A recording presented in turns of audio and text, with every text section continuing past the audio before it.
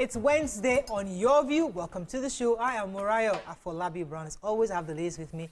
Hello, Dr. Obiajulu Ubo. How are you? I'm doing amazing. Like Naomi Campbell. Yes, I told you. That's the season. When we just drop a bit more hair, you will now see the features properly. I don't know what you're complaining about. You look like a normal Naomi Campbell. You're talking about it. No, I'm just saying. We are not seeing it. Now you don't see her. You don't see her. You see your slim face. See your slim face. You look really gorgeous. Thank you. How you doing? So yesterday, I punished my 9-year-old. Because I gave her an instruction and she disobeyed me. Aww. So 2 weeks ago, she had broken my very fanciful vase in the sitting room because she was playing football.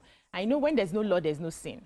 I've always been seeing them, she and my PA, playing ball there in my sitting room, and I never complained. So I didn't beat her because I never complained.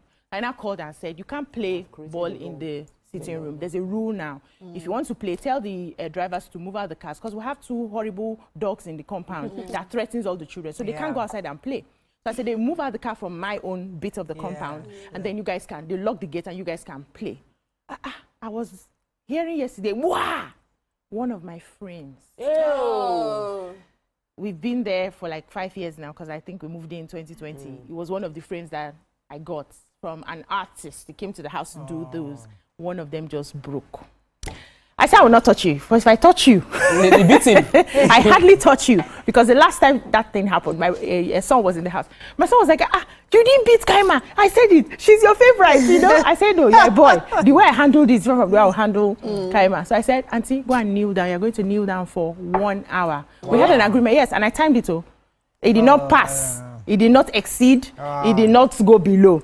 While she was there, she heard I was eating. She turned, Mommy, can I have yam? And I said, forever. So when she came back, she reported to her daddy, my knees are hurting. Mommy made me kneel down for 1 hour. 1 hour. I say yes. No. I follow through. It's either I say it or I don't say it. But once I say it, I follow through. But, raising kids. Abigail, how you doing? I just love the way you look today. Yeah. You must go somewhere. You must go or somewhere. Just go take yourself out to lunch. I have to go to a Chinese restaurant if I must. Because I'm looking like them right now. Your gorgeousness. How you doing? I'm happy to be here. This place always radiates joy. Even though I've not been myself lately because of everything happening around. The Benue killings, the Edo. So most of us who take these stories, it affects our mental health, and people don't know. But we thank God for life, and we thank God that we are here for the audience too. So good to be here. Good to have you. Thank you. TMO. TMO speaks. I hardly call you TMO, but I think now that every corner I'm wearing TMO, I think we just join the TMO. I'm calling you so Tokwe, so I'm not used to calling you Tokwe or Topsy. Now I have to TMO. I think that it just helps people, because when they don't know, Nigerians are used to putting prefix or suffix or sa or ma, and I'm not a fan of all the sas and mas or auntie and all of that. So just TMO straight up. Everybody in my office are like TMO, like they just leave it like that. There's no need. Now, yes, surprisingly, I think in my office I feel a bit slighted when they're being called by their name because they're older. So we're going to have to discuss that one too. That maybe just we should find start an abbreviation. Abbreviation so that it's easy. People can have those kind of conversations. You'll be fine. Stress yourself. So when I loosened my hair and I looked at my face, I was like, my cheeks are chicken. And when I add weight, the first place it shows is my face. Yeah. So if they will add weight, it will be arm, hip, everything. But where's the weight? You're not saying it. You know we are tall. It doesn't show. We know it. My cheeks are so round and chubby. What am I supposed to do? I don't understand. Look at your cheeks. What's wrong with your cheeks? The height difference hides it for us, right? So we know when we are adding weight. What do you weigh? Me? Close to 90. Not on public TV. It's 990. No, it's 990 kg. Ordinary 90. Ordinary. I don't know what we are carrying.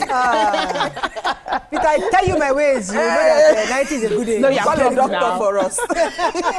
Goodness me. Anyway, good job. I'm good. Did you finish your gist? Yes, I did not finish my gist. Yesterday we did Realtor Certification Program Day 1. And it was very, very interesting. It's a certification program for realtors.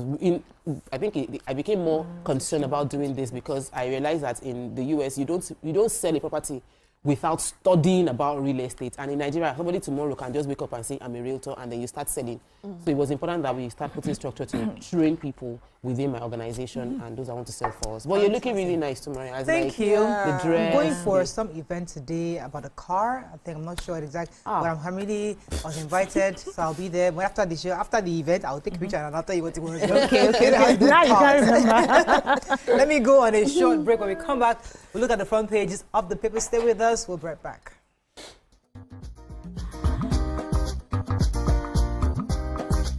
Stay tuned. Your View will be right back.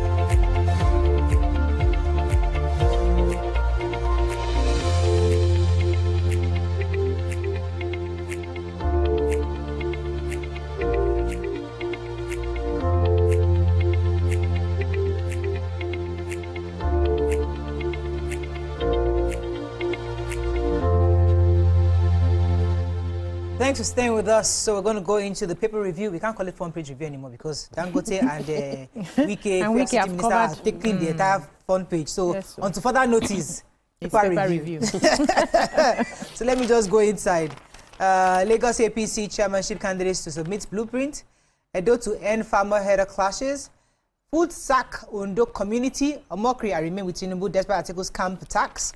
Let's see, there's a story I took in here. I think why government is building new office for INEC. Okay, which story are we going to take? Do you have the flood there? Flood. Mokwa. No, not Mokwa. Ondo community. I heard Ondo community, but I didn't hear flood. Flood sack yes, Ondo community. Yes. So, residents Peace and Joy community in Obaile, Akure North local government area, Ondo State, have been rendered homeless after a flood that was followed by torrential rainfall started. So this is coming barely 2 months after the, NIMET predicted a heavy rainfall and strong winds in Ondo and other 30 states. So properties and farmland estimated at millions of naira were also destroyed by the downpour. A wooden footbridge serving as the only exit route for the community was submerged and destroyed. The severe flooding also extended to Airport Road near Ijioba High School, causing panic among pupils and parents who fear the safety of their children. Said it was the rain ravaged the state for the past 3 days, and they caused the Ogijon River in the community to overflow its bank beyond the imagination of the residents. So in a chat with the Nation, one of the affected residents, simply identified as Adebu Soye, disclosed that no fewer than 20 families were affected by the flood, attributing it to the overflow of the river. It says at least 20 residents here have been rendered homeless and sacked by the flood caused by the overflow. The river has caused us great distress.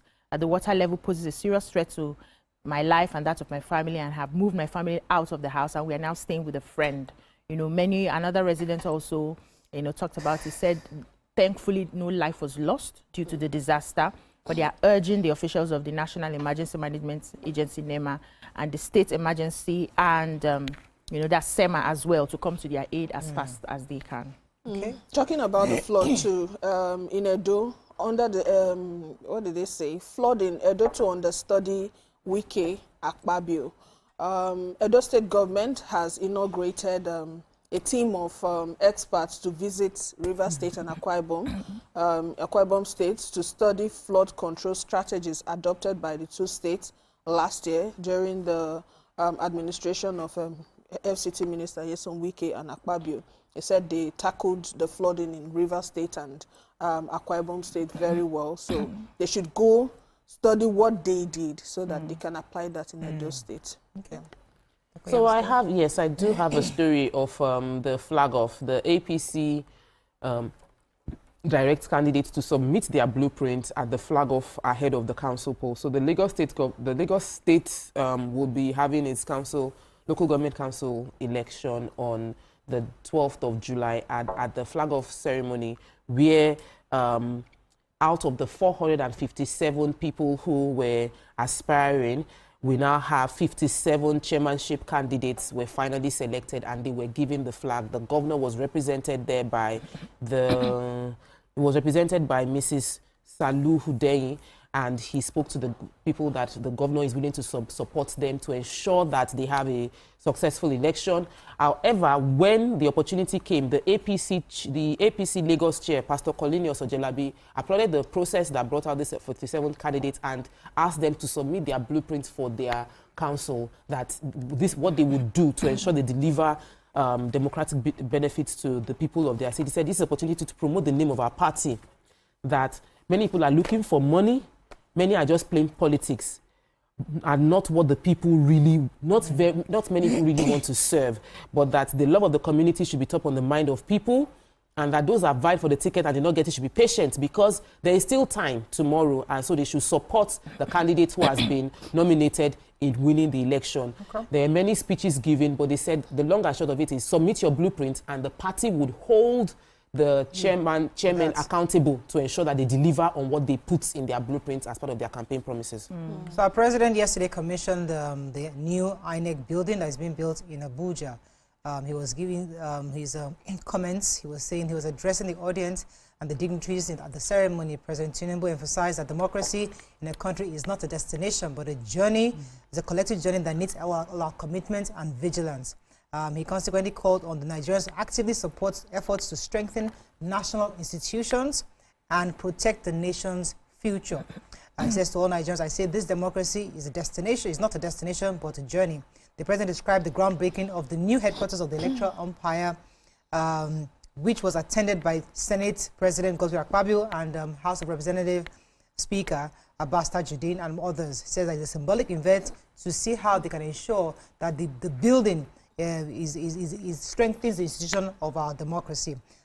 So happy for that. We'll see how that works out for the next elections. Moving on quickly now to the Punch.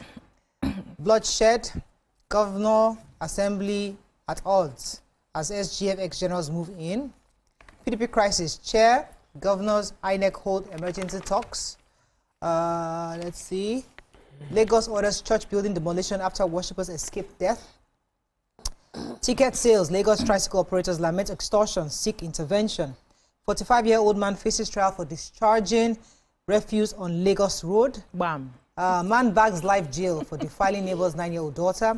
And 2 cultists linked to Rivers DPO's death in police custody. Yeah, I'm happy. We need to do better. So a 45-year-old man, Mr. Ime Bassi, is set to face trial after being arrested for illegally dumping refuse on the median Ikorodu Road near the K2 bus stop, Lagos State, early Tuesday morning. The spokesperson for the State Ministry of Environment and Water Resources, Kunle Additional, disclosed this in a statement yesterday. According to him, he says the Lagos Waste Management Authority monitoring squad apprehended Bassi at about 4 a.m.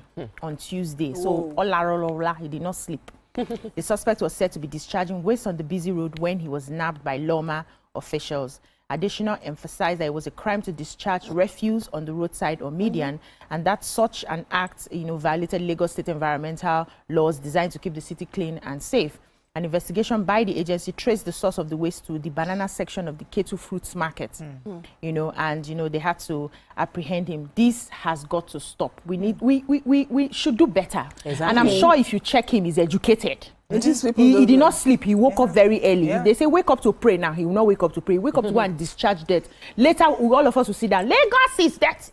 Lagos is dirty. We are the one dirty in Lagos. Ground up. So because even last week we heard of 12 people that were prosecuted for the same crime. Yeah. So because they started catching them during the day, he wants to come early in the morning. Before.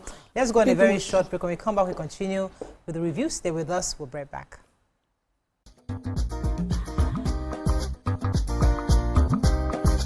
Stay tuned. Your View will be right back.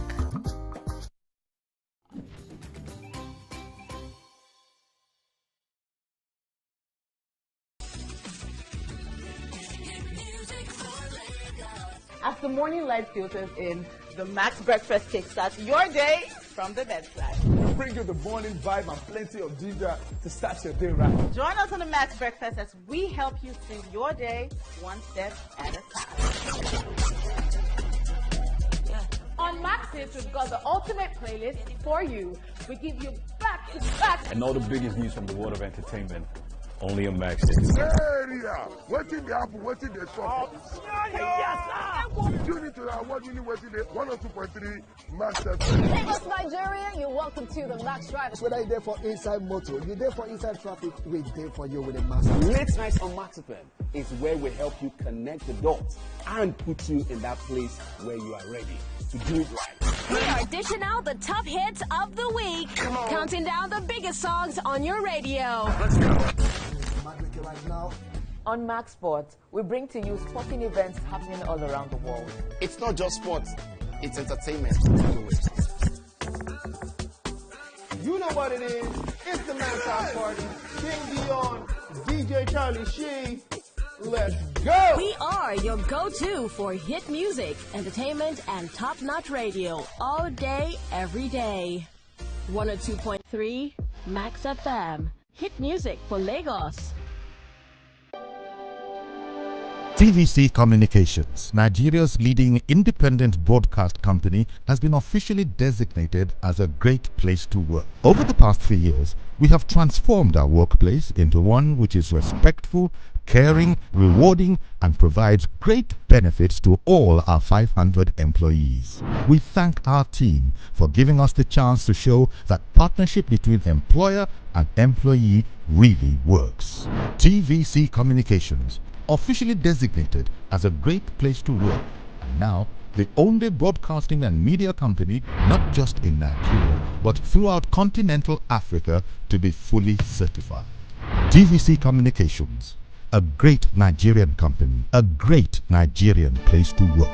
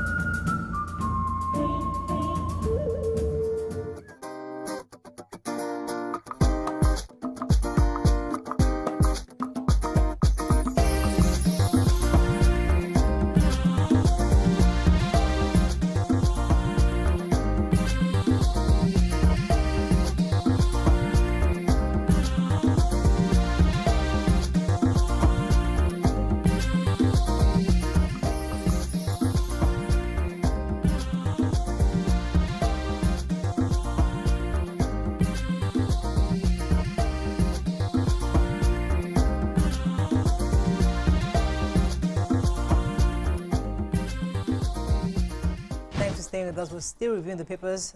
Punch? Yeah. Ticket sales. Lagos tricycle operators lament extortion, seek intervention. So members of the Lagos State chapter of the National Union of Road Transport Workers have raised concerns over what they describe as the imposition of unsustainable ticketing practices by the Tricycle and Motorcycle Caretaker Committee. According to members who spoke to the Punch, operators have lamented that they give them exorbitant rates to pay, and they just share it and they tell them to pay a certain amount of money, irrespective of the fact whether you come in the morning or afternoon or noon, that it's really hard on them because you don't have too many tricycles operating, and by the time you distribute the certain amount to them, it's very high. They don't take profits home, and they've called on the NURTW to come and interfere and make sure that they sort the stuff out. Somebody, one of them, Alani Olabanji, a member of the Tricycle Owners and Operators Association of Nigeria under NURT at Ojodubega, complained. He said the number of tickets being forced on them daily is just not realistic. Okay, so I have another human interest story. So Justice Abiola Sholadoye of the Ikeja Sexual Offences and Domestic Violence Court has convicted and sentenced a 44-year-old Otto Edet to life imprisonment for defiling his neighbor's 9-year-old daughter. The judge handed out the verdict on Tuesday, where she held that the prosecution was able to prove the one-count charge of defilement against Edet. She further held that Edet was a pathological liar and a dirty neighbor who had said should be ashamed of his hideous act. According to her, the convict exhibits unwholesome conduct by descending so low as to have unlawful sexual intercourse with his neighbor's daughter. Jesus Christ. This Nigeria can only be fixed ground. I have been saying it. Ground Nigeria, their mentality must change because the same people that go up the ladder become and do leaders. horrible things. Yeah. It's so sad. So sad. There's a story, sexual, not directly, but 3 students in Ogun State are going to be prosecuted. The Ogun Poly, they said the university said they would sanction them, but what caused this thing would shock anybody because one of the students found out that her boyfriend allegedly was cheating with another lady and called 2 of her friends to go and beat up the lady. The lady is not a student. These 3 are students. They said their mom was aware of it. There were video recordings of these 3 bouncing on another lady and beating the lady. She had visible injuries on her back, her face, and her head, just because there's allegation that she is having a relationship or having an affair with one of them's boyfriend. So they decided to give her back, and it became on the street. So the school said that they were going to sanction the students for what they did. Jungle justice over. But these are. Why did he make the paper safe? Like somebody don't vex go pedestrian issues. These are but they're heavy. Boyfriend Maybe it's inside the paper you saw it. Now since we have left front page, since the adult has taken over the front page, and others. Okay, Benue killings are gory ordeal by survivors. That's the Benue killings. Let's go inside the papers and see if we can find any relevant stories to Nigerians. Anambra CP orders detention of 3 police officers over allegation of corruption. Nigeria records spike in Lassa fever cases as death toll hits 143. EFCC arraigns Ponzi scheme director over alleged 13.8 billion naira fraud. Pastor Adibara saying turns himself into Lagos police. And Ghanaian investors sue police, EFCC, over alleged harassment, demand 200 million naira damages. Yes, so I have the Ghanaian investors. So the Nigerian police IGP unit orders dragged to court by Ghanaian businessmen over rights violation and suppression of probe reports. So the Nigerian police, under the Inspector General of Police, IGP Kayode Igbetukun, the Commissioner of Police of the FCT, Ajao Adewale, and the head of the IGP monitoring unit at the force headquarters, DCP Akin Fakoride, and others have been dragged to court by the developers of River Park Estate in Abuja, Jonah Capital, and their Ghanaian promoters. They alleged continuous violation of their fundamental human rights in matter concerning the estate in the Federal Capital Territory, Abuja. So the directors of Jonah Capital Nigeria Limited and Houses for Africa, Samuel Isen Jonah, Kojo Ansa Mensah, and Victor Quino, and their legal practitioner Abu Arome, brought the suit seeking, among other reliefs, the sum of 200 million as exemplary damages against the defendants for alleged intimidation, human rights violation, travel guides for Nigeria. So instead of reading everything, let me just break it down.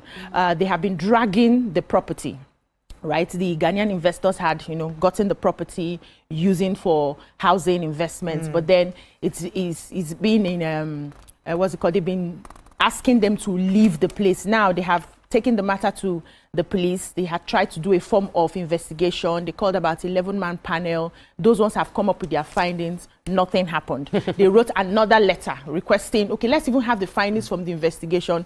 Silence. Now they are being dragged by EFCC. They are being harassed. There's a lot of violation, and they are taking the matter to court to say we need these violations to stop. They said they arrested their CEO, kept him in EFCC custody for a long time, all in the name of trying to hush the case and sort of suppress their voices. So they are saying that this has got to stop. The court has to do something about it, and they need to be paid damages. Okay. So the Commissioner of Police, Anambra State, Ikyoye Orotugu, has ordered the detention of 3 police inspectors over an allegation of corruption.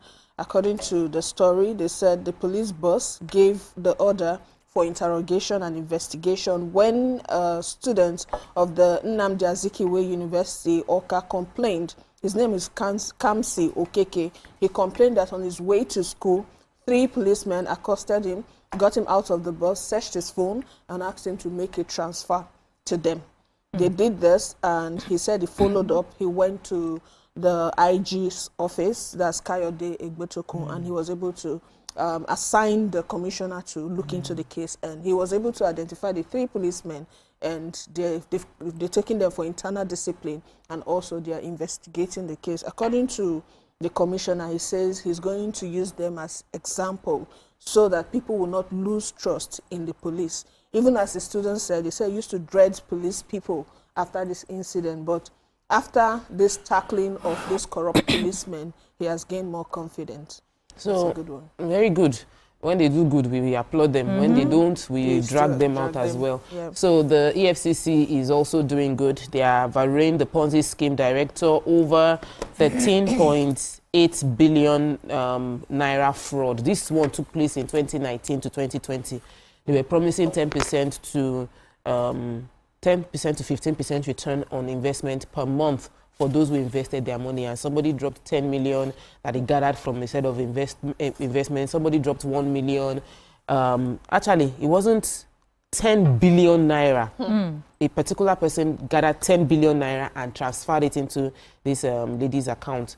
They said the money wasn't, nobody was paid return on their investment. The money wasn't invested in anything. Rather, the money was spent. And so EFCC is currently investigating. Of course, the lawyer of the defendant said they should put her out on bail, but the case, that wasn't, yes, it wasn't approved, that the new bail condition hasn't been met. They will not even give bail conditions yet. The surprising thing is this happened in 2019 to 2020. Some people are still falling into the same trap. Right now, they are still going to do 10% per month investment because, like, who will give you 10% per month? Like, it's ridiculous. Yeah. Well. Okay, final paper. We have to go quickly. Nigerian Tribune, Mokwa flood, 700 persons still missing since Niger government. Insecurity, we are tired of mourning, Senate declares. Rivers Senate screens Electoral Commission nominees, fault inclusion of non-indigenous by sole administrator. I'm not sure which other story you guys have here, but any story from Tribune? Tinubu's visit. Benue declares Wednesday walk-free day. Calm down on that story. That kind of story, eh? We need to dissect it. But you can briefly tell us what is going on. So that, I don't want to touch the story because we have to talk about it. But what we have here is they've told them not to go to work. Just sit at home, work-free day for people of Benue because the president is coming. Jeez. Okay, so JAMB has already said that they were going to sanction 11 CBT centers, computer-based test centers, because of the irregularities, alleged irregularities that they feel that the CBTs were complicit in what happened in those places. He said that and then they said there were 50 candidates that had infractions and they were dismissed from participating in any activities of JAMB as well. I'm looking forward to they didn't specify the penalties they will be given to these 11 CBT centers, but it should be, because anybody that is complicit should be held accountable. Somebody cannot study so hard for exam and then what's the mismanagement of what happened in the CBTs will cause them to fail that exam, or the CBTs are now the ones supporting people, candidates, to pass the exams that they did not actually study for. So stiff measures.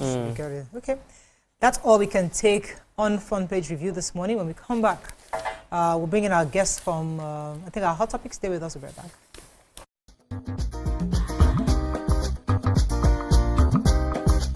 Stay tuned. Your View will be right back.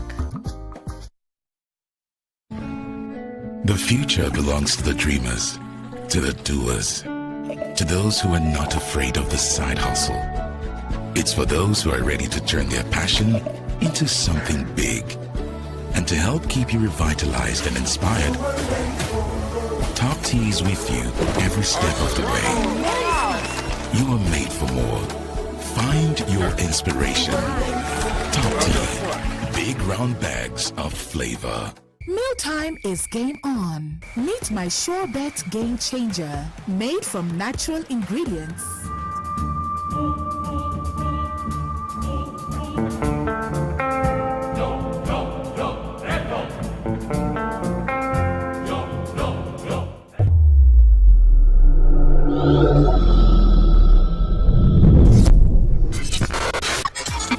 you think you can outplay me in this game of wits and knowledge? Can you go 7 rounds without flinching? I meant answering 7 questions correctly. How well can you hold your liquor? If you're curious, then join us for the most exciting conversation and games with your favorite celebrities on 7 of 7.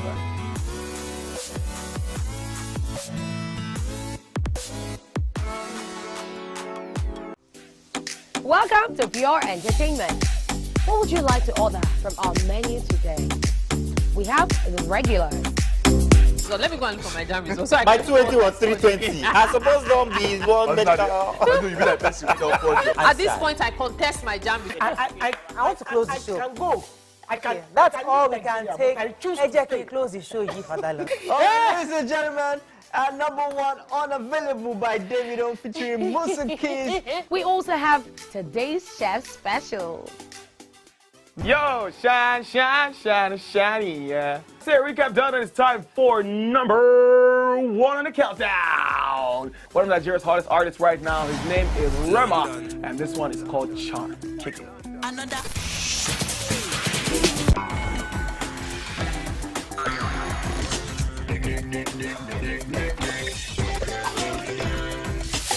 For dessert and a bit of nightcap, we have the nighttime and online specials.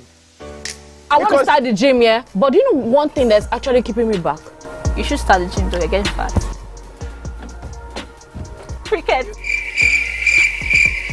She says she does pole dancing to empower women. What's the difference? There's a difference. Yeah, That's what I'm saying. So pole dancer, you're already almost naked. You're already almost naked. No, it's the empowerment for me. Sex can make your relationship better. No. Sex can never be overrated. It is needed. Especially when it's good sex too. Almost every guy has been with somebody's girlfriend. But they are for all of us now. That's why you're still single. I would not agree or disagree with that because I don't want to get into trouble. I have a home to go to. Your next question. Oh, you ready to fail? Who is the better useless of sports? That woman. Damn! Yeah, today we'll go here. Hey. Let's catch up now. And so we've been able to satisfy your cravings, yeah? Stay good. Entertainment with Pure Entertainment.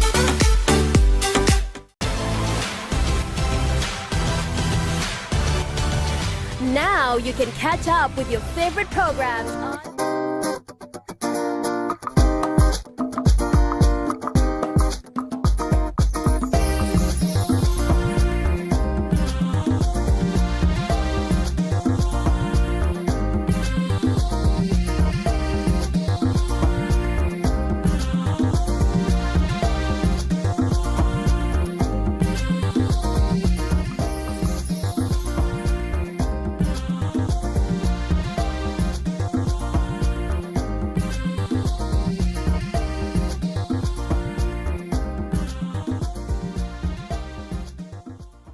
Thanks for staying with us. So, today's topic, in an interesting move to usher in a new era of fuel efficiency and economic growth, increased energy independence, Dangote Petroleum Refinery is poised to transform Nigeria's energy landscape. We hope so.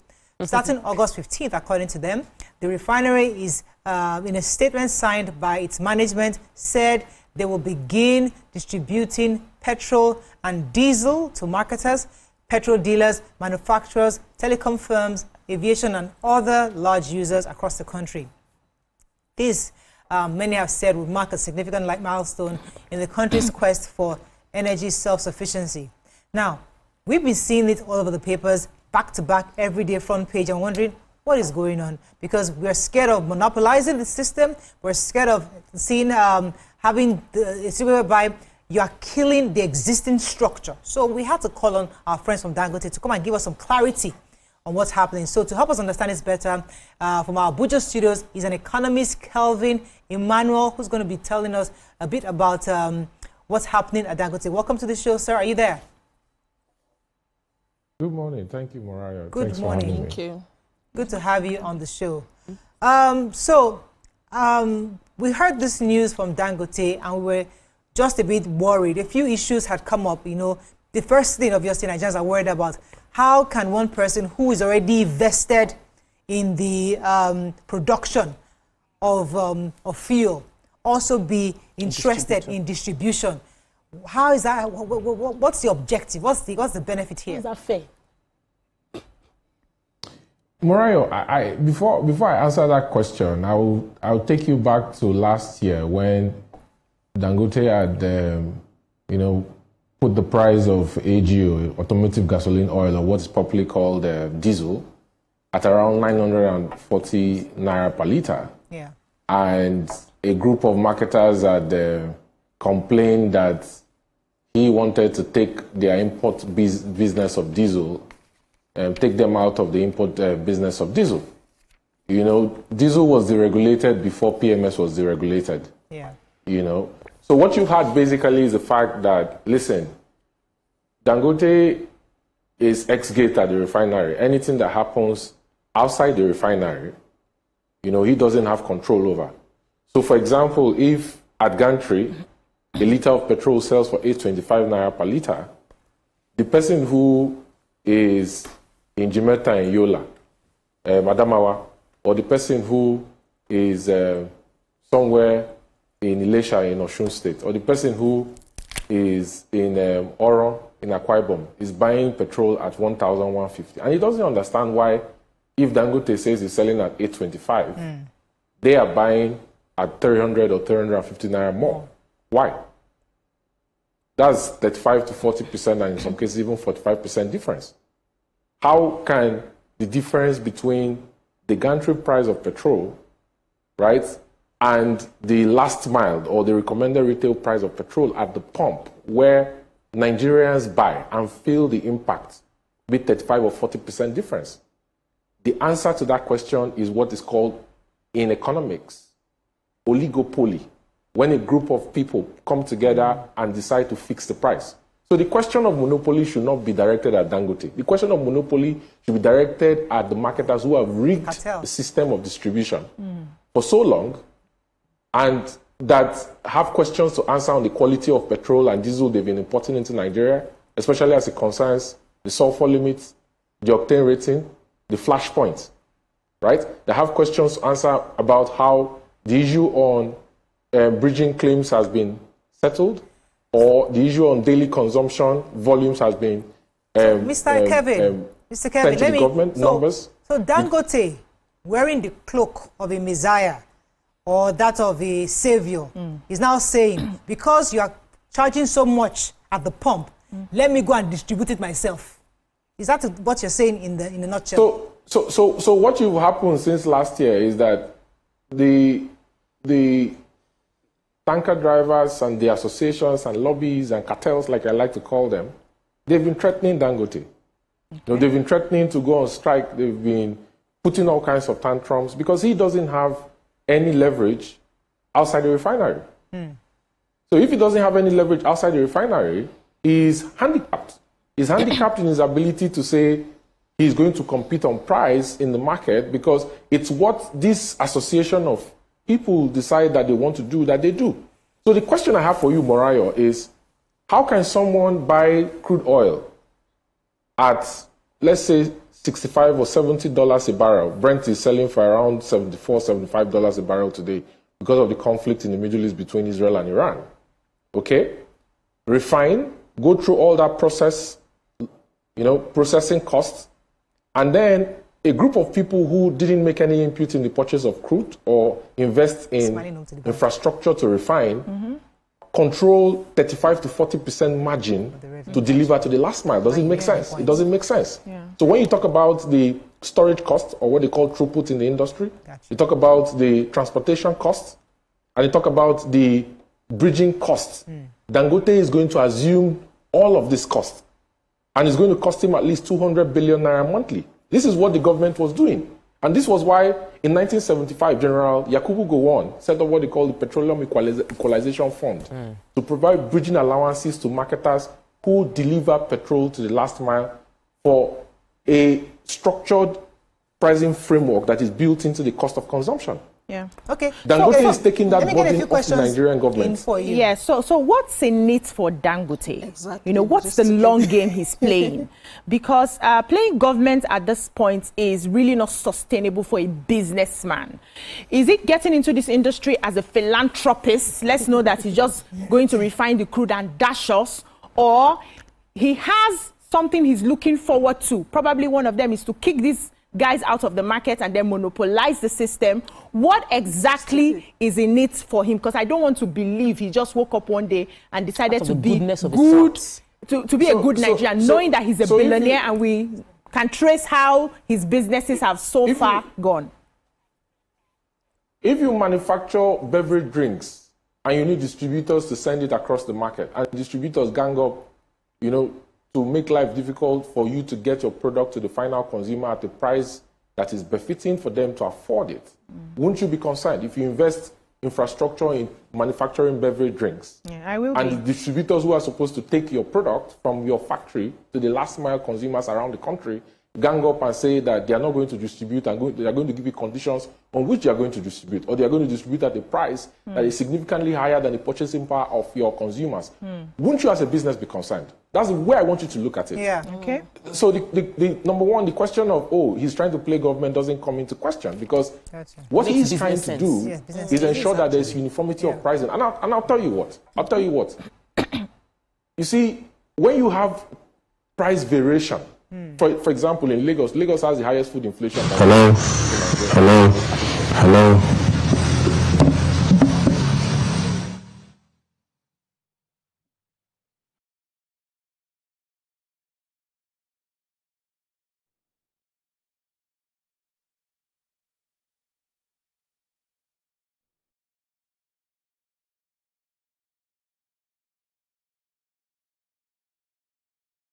I hear you perfectly. No, we had a bit of intervention. When you have, go ahead. When you have price variation yes, for a sensitive commodity like petrol and diesel around Nigeria, to the extent where it's like 35–40% variation in price, because some people have come together and set up what they call oligopoly to control the distribution and bridging costs across these regions. Right. It will affect inflation. And if there's one thing this government is trying to fight today, it's inflation. Because inflation, contributes to everything. Inflation is the reason why interest Mr. Kevin, rates in Nigeria, I have to go when you go to on a borrow break. money is about I have to go on a 35%. short break, Mr. Kevin. But you see, one of the things I like about this show is that we like to break things down for Nigerians to understand. So let me try to reiterate what you just said so Nigerians can get it. So imagine I'm selling hair, and the hair I'm selling is 100 naira, and that's the cost. Now, there's a group of people who have come together to help me to distribute my hair to everybody to buy. Now, this group of guys come together, they pick up the hair for me at 100 naira. Now, when they pick up that hair, they now had a meeting that this hair, which I have imported from Vietnam, I have paid duties on, I have stored, I have conditioned, I have cleared. They now decide to sell it at 500 naira to the consumers. So you are saying that as the person who bought this hair, I would rather go and deliver that thing directly myself instead of this middle group charging 500 naira to the consumer. I, as a businessman, it makes better business sense to deliver it directly, so that even if I'm charging 150 or 200 naira, it makes better business sense for me than giving it to that group. That's what you said. But let me go on a short break. When we come back, we'll dive better into this. Stay with us. We'll be right back.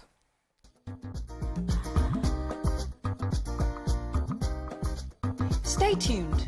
Your view will be right back. Everyone, open your ears, make we talk. Shout my TVC. Log on to www.youtube.com/TVC Entertainment. Join the fun.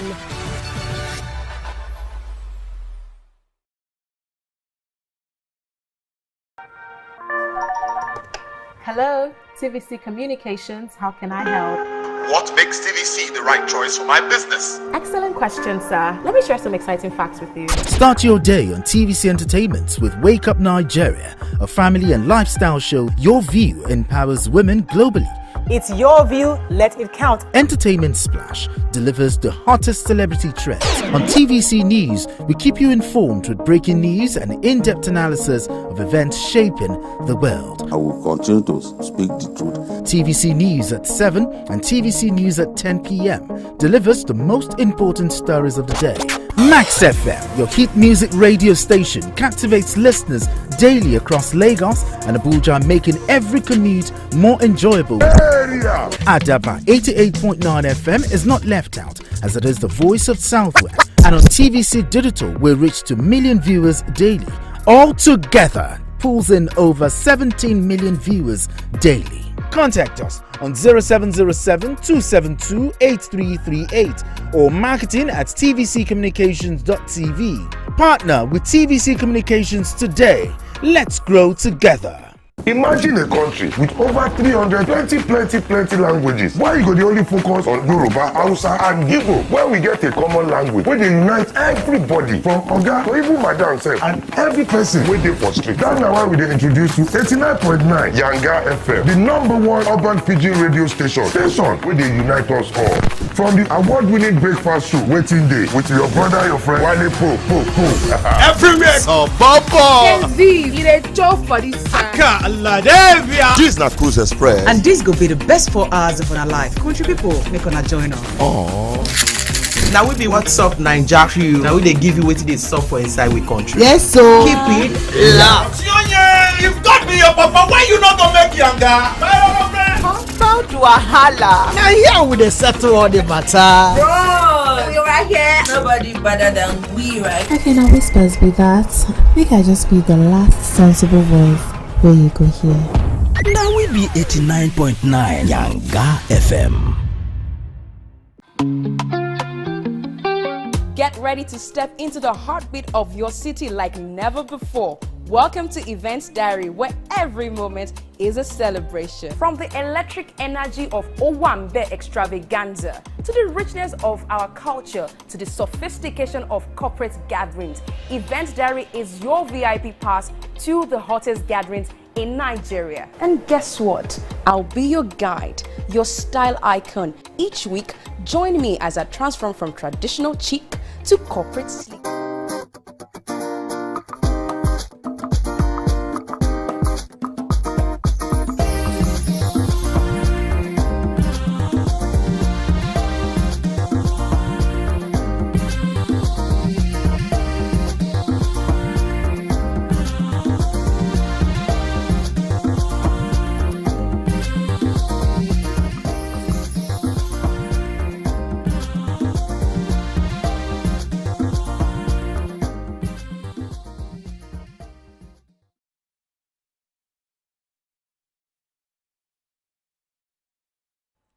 Thanks for staying with us. We're still discussing Dangote, and I think our guest is still in the Abuja studio.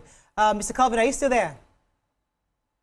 Yes, I can hear you perfectly. So Abigail has a question. Go ahead, Abigail. Okay, Mr. Kevin, citing the Dangote cement incident, you know, when Dangote cement came, you came with a very flowery module for people to patronize. And at some point, the Dangote cement gained ground and eradicated most competitors.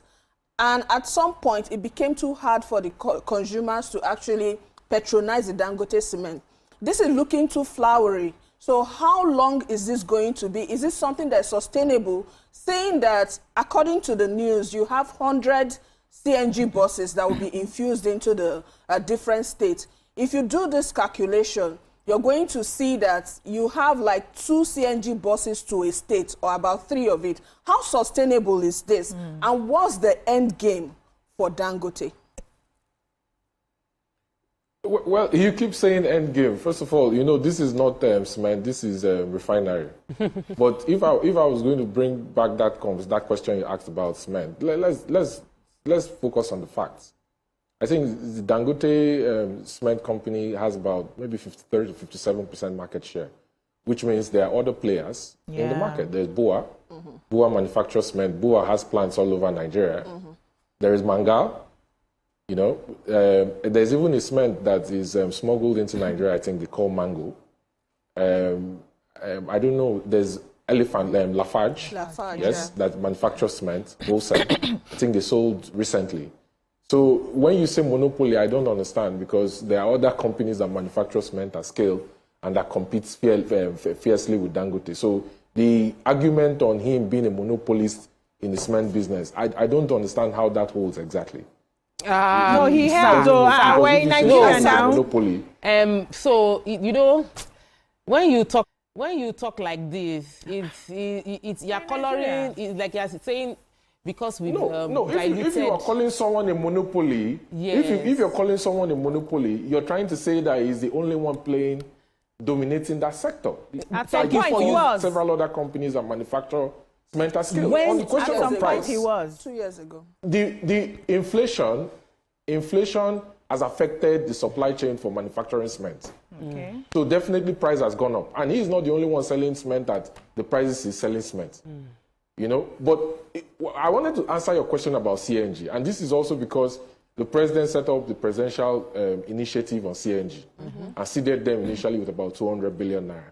And I've always said that the challenge CNG has in Nigeria, because you have CNG gas to transport, then you have CNG gas to power. And I've said the gas to power layer is a commercial concern. The gas to transport vehicle is only viable for vehicles that has engine displacement above 2,000 cc. Okay? And the fact that Dangote has decided to invest in infrastructure for daughter stations, which are smaller CNG stations, to be able to compress lean gas that has been treated and dried and separated as methane into compressed natural gas to power those 4,000 trucks he's brought in, that has cost him about $250 million to acquire, along that corridor, aligns with the presidential CNG initiative. You know, CNG is 40% cheaper than diesel. CNG doesn't emit carbon gases like diesel emits. Okay? So it's sustainable. It aligns with UN Sustainable Development Goals on carbon control, right? And it's going to create jobs. You have 4,000 drivers that will be employed. You have mechanics. You have engineers that will be employed to manage those CNG plants. You have another 8,000 support staffs that the drivers will need. We have a lot of questions for you, sir. So you're talking of anywhere around 15,000 jobs that are being created by this. I have a few more questions for you. Go ahead. For the CNG, actually, you have 100 CNG buses for this distribution. How will this be done? Because not 100, 4,000 CNG trucks, not 100 CNG buses. Okay. Thank you. Okay. All right, point taken. Go ahead. So I feel that to a large extent, you've helped us to understand that it makes economic sense, because at first it was the narrative that we were hearing from the Dangote group is that it was altruistic, out of the love for Nigeria, to help Nigerians going through challenges. And that just, as an economist, you know that doesn't, it just doesn't make, it doesn't add up. Morayo, there is nowhere where I've said that I didn't say you. Perception, based on perception. Okay. I wasn't specifying that you. I was saying you have given us clarity that it made business sense, because before now, in the news, it was made to look like he's out of this love and passion for Nigerians, to help Nigerians not to suffer, that he has made those decisions he's made. Morayo, is it not love for Dangote to, put his other businesses at risk? Invest $20 billion in capital that no commercial entity has done in the history of this country for 40 years. It's business. Yeah, go through the risk he did. It's business. Build a refinery for over 7 years. Yeah, it's business. It has to be love, because there are other businessmen that take their monies out of Nigeria and store it offshore havens. He would have done that. Or he would have decided to build a refinery somewhere else in the world and then have the products imported into Nigeria. He would have done that. But he built it in Nigeria, which is a very difficult terrain to invest in. Yeah.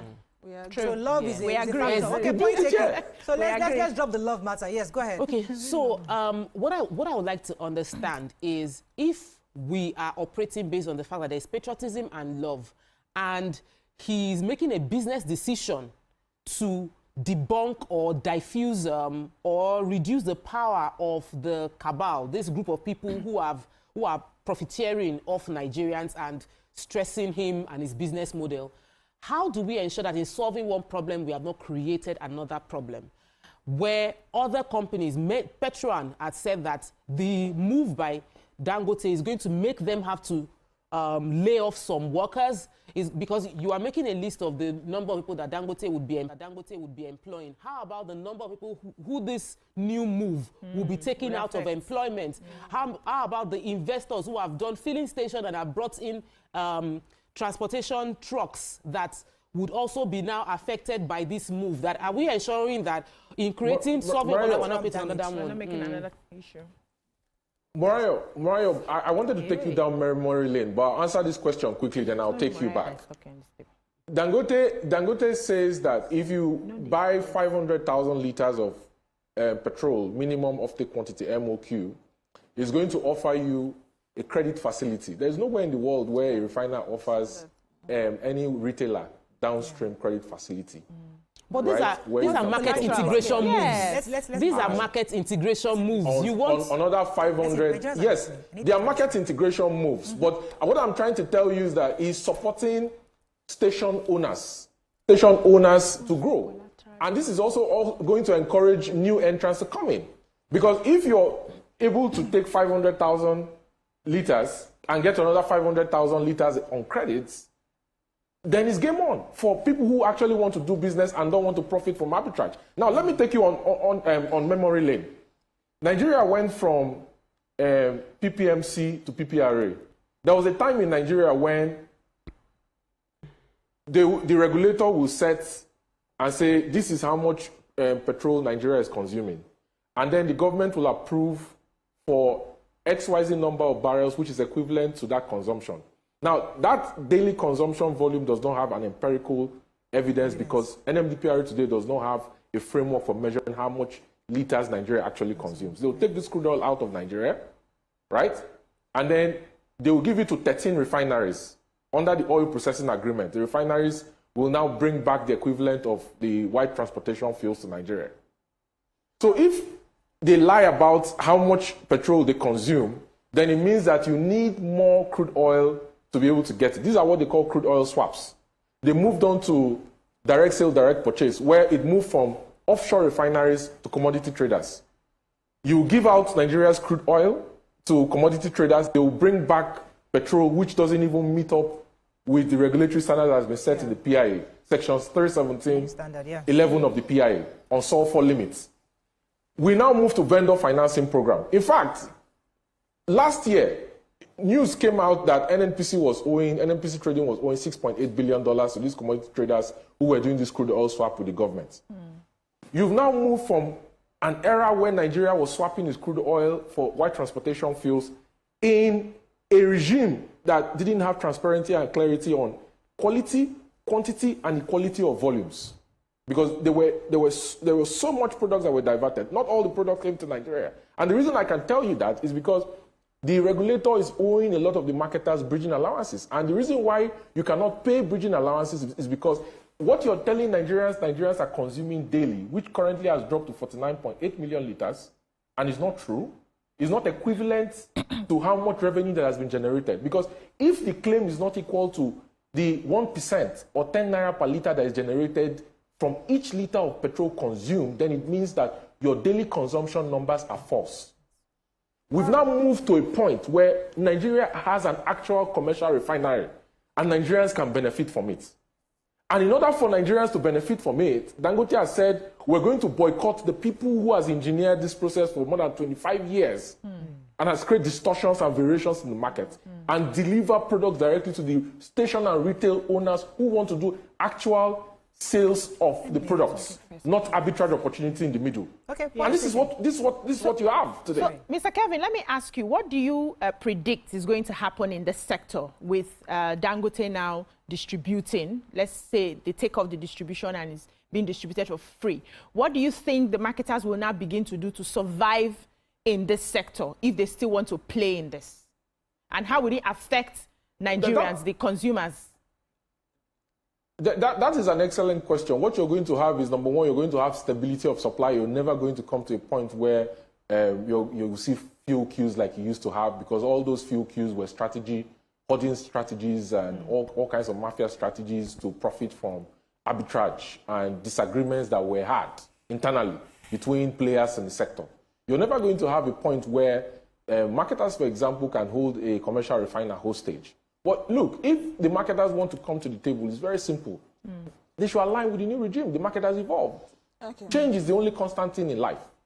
Okay? Right. If they don't want to align with the new regime by registering their retail stations that quite a number of them have control over, you know, to take products directly from him without all the middlemen racketeering, they should form a consortium together, bring all the offshore money they have, and build a refinery to compete with Dangote. It's as simple as that. All right, thank you. I like how nicely put you have made us understand this, but I want to align with Tokwe when she talked about some of the challenges. So many accidents have been linked to Dangote trucks over the years. 4,000 more CNG buses pumped into the transport system in Nigeria. What impact would this have on the transport system of Nigeria? How do you plan to handle that, considering the traffic situation in Lagos and other parts of the road, bad roads and all that? How do you think this will impact the transport system? Well, there are quite a number of other trucks that companies that run fleets across Nigeria, and accidents happen every day. God bless rest the soul of everyone that have lost their lives along the way. These things happen, you know. They are not things that you plan for. They are not things that you envisage. They are not things that you're happy when you hear that they happen, you know. So it's what is part of the hazard of running a system where you don't have perfect infrastructure. Nigeria has more than 100,000 kilometers of road to do, you know. But what Dangote is doing, because energy security is very critical to any nation's survival. You can see what is going on between Israel and Iran. And one of the things that the Israeli Air Force, IDF, is doing is it's taking out the energy supply of Iran as a way to decapacitate the ability of the Iranian military to respond. Because he knows that if he takes out all the energy supply, which is very critical, you know, energy is so sensitive that energy security has bearings with the Office of the National Security Advisor in Nigeria. Okay? You can decapacitate an entire country by taking out its energy security. So, you know, on the issue of the load on the road, people buy trucks every day. It's going to have increasing pressure, but you know, you have to look at the cost-benefit analysis. What's the benefit as compared to what the pressure will be, or what the impact will be of 4,000 trucks on Nigerian roads? I have to go on a very short break. When we come back, we'll come and conclude with you. Stay with us. We'll be right back.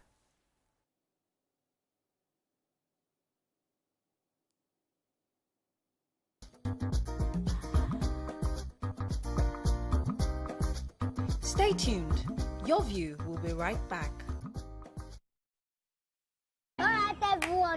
Whether it's a birthday bash or a high-profile gala, you won't just sit. You'll feel like you're right there with me. Aww.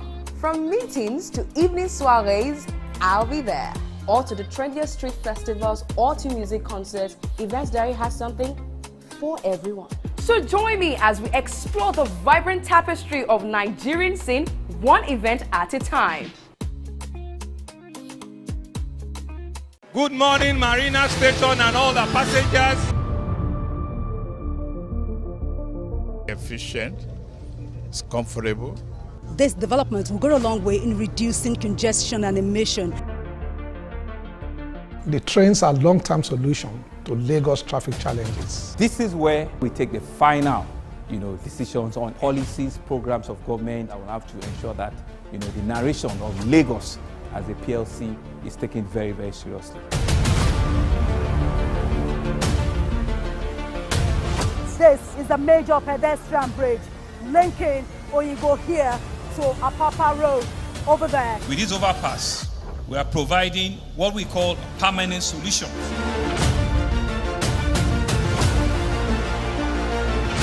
This place is one of the most dangerous areas at the biosecurity environment. This can go into the news and every crumbs of your neighborhood. Our goal is to remain as Africa's model megacity, to move our GDP from the 5-6 position to the 3rd position, and we believe it's achievable with all the commitments we have.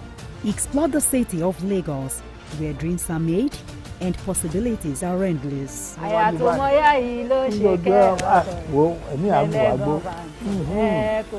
Amadedoja Salamadini.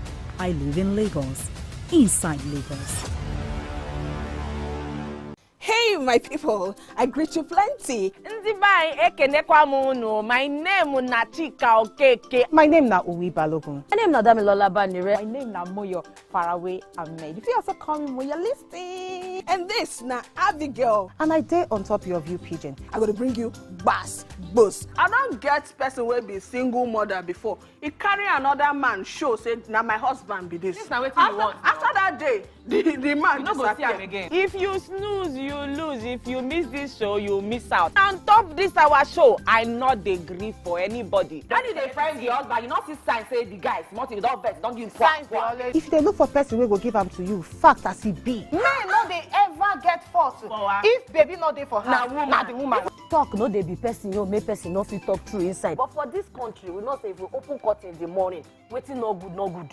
Me and my sisters, hey, we go tanda gidigba for inside studio to give una all the latest information. But look, we not even take responsibility for the children. Please the man. And that's some poria.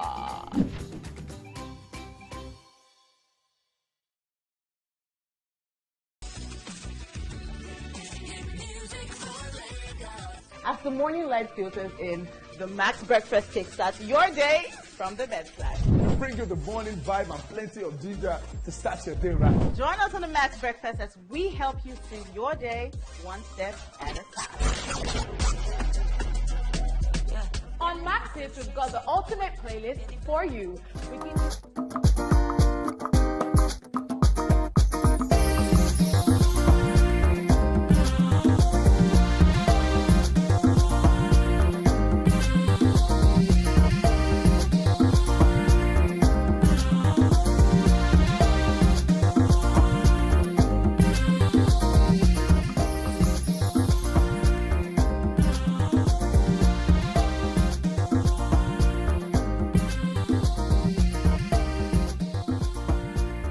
Thanks for staying with us. So as we coast home on this segment, Tope has a final question. Yes, so I wanted to ask you, because we know that this is a strategy, and for every strategy, there is a timeline.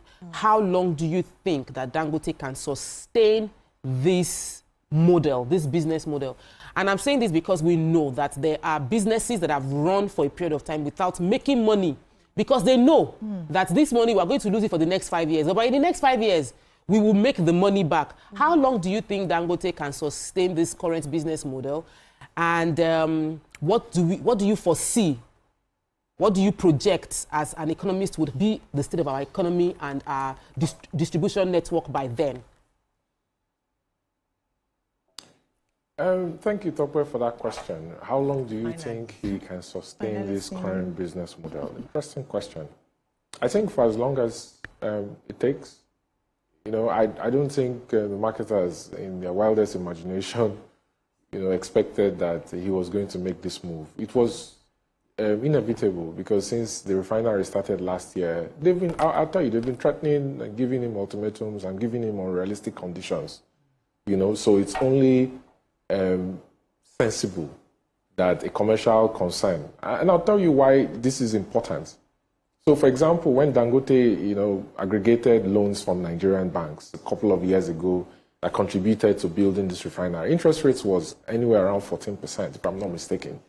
Today, interest rates have gone up above 30%. In banking, they call it revaluation of fair value gains. The bank gains, the borrower loses. So it means that the interest on some of these loans that Dangote borrowed from Nigerian banks has more than doubled, that he has to pay back, and he's paying back already. He's been paying back the US dollar debt. He's also been servicing the Nigerian debt. Okay?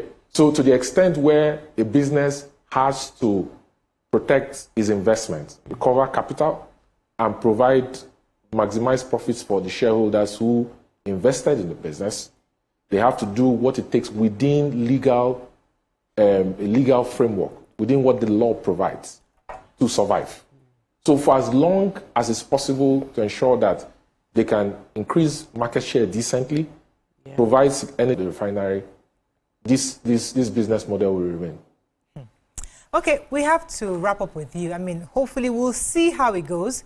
I mean, my own fear is that when something is wrapped around one person or one individual company, it kind of, Nigerians are very scared of it. You know, we're very, we can be very apprehensive of what the fallout. Apprehension. Mariah,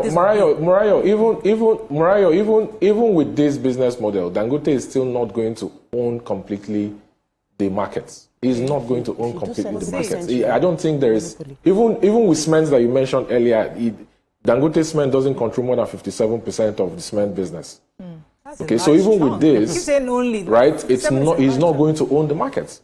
So let's say one day Dangote wakes up today and say, you know, I don't like Edo State today. In fact, I don't even like that governor. Okay, please, those trucks, so don't go to Edo. The reason why this is not possible is because Dangote has a license to operate by NMDPRA. That license can be withdrawn at any time. So he's also and the petroleum sector has the Petroleum Industry Act that was signed into law in 2021, August 21st, 2021.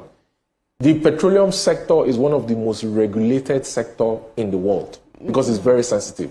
There are rules of engagement. So sometimes when I listen to the fears, I smile because there are rules that the refinery has to play by, and that license can be withdrawn if he doesn't follow. So he's following the law. There is no way he's going to make decisions based on. All right, I have to let you go. I'm a patriot. There are systems and structure. I have to wrap up with you. I'm a patriot. I'm an optimist. I'm looking for a better Nigeria. I'm really excited about this opportunity for Nigeria because for me, at the end of the day, it's about Nigerians.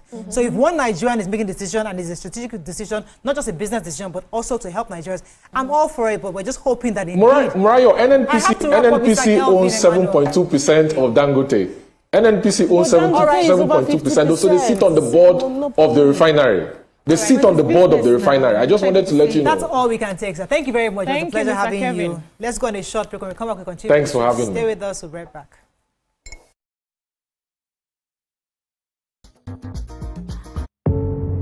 Doubt and fear doesn't occur at the canvas. It shows in the canvas. And all the biggest news from the world of entertainment. Raw earthen material slabbed, stroked, and molded at a pace provided by the doubt and fear. Every move way in the struggle of one to the other, merging the past to the present, brushstrokes of colors seen but not known.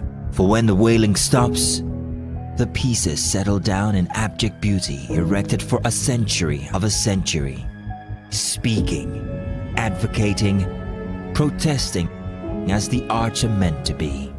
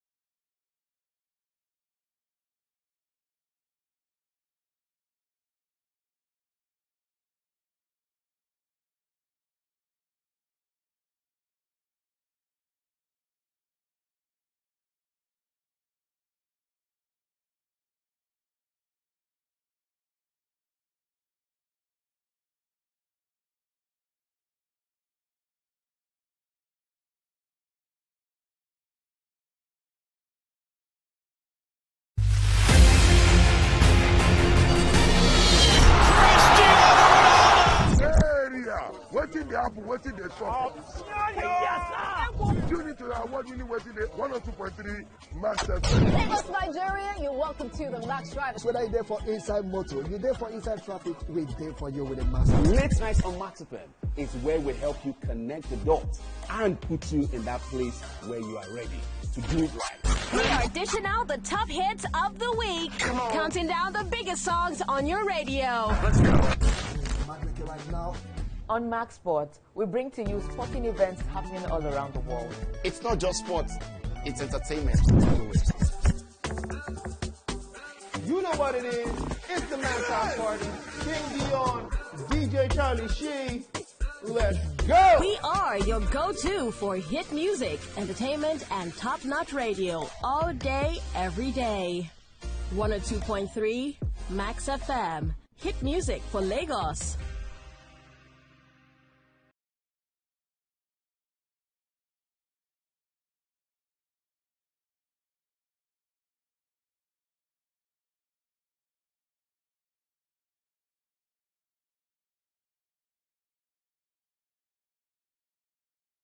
Then join us for the most exciting conversation and games with your favorite celebrities on 7 of 7.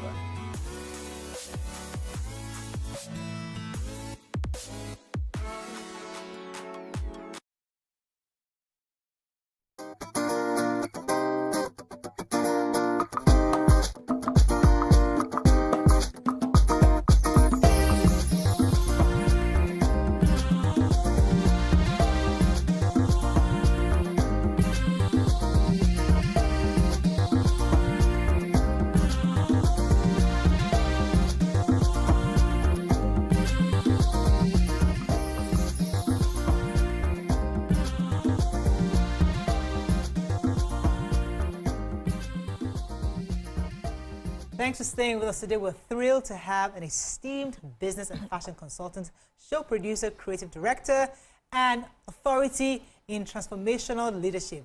With a remarkable career that spans over 4 decades, Mr. Shola Oyebade, a trailblazing expert in the fashion industry, is here with us to share his insights on how this dynamic sector can drive employment and economic growth.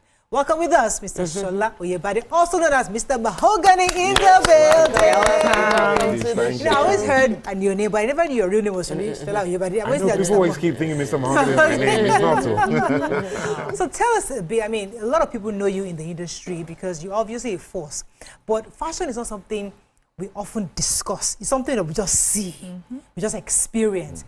But nobody has really discussed the business of fashion, how we can actually help the economy. We see a lot of young, small SMEs here, we're doing the rare fashion sewing. That's what they do. Let us just sew and put it out there. But there's actual proper business. So tell us a bit about your journey, and then we'll talk about how we can... Shots fired. No, I'm not talking. Well, my journey dates back, like you said, over 40 years. I started in secondary school, believe it or not. Wow. You know, I used to do fashion shows because I went to a mixed school. Okay. So we used to do choreographed fashion shows and stuff like that. Then I decided to go to England, went to university in Nigeria, came back to Nigeria. Then I got into modeling. Nice. Then I was the only male model. No, I think there were 2 of us in Nigeria at the time. Wow. Okay. Because it was very frowned upon. You know, if you were a guy, any male or female, at the time, your family, your relatives consider that you must be one of the most useless human beings on this earth. Right. You understand? Your mates are becoming doctors, engineers, accountants, and you are doing modeling. You know.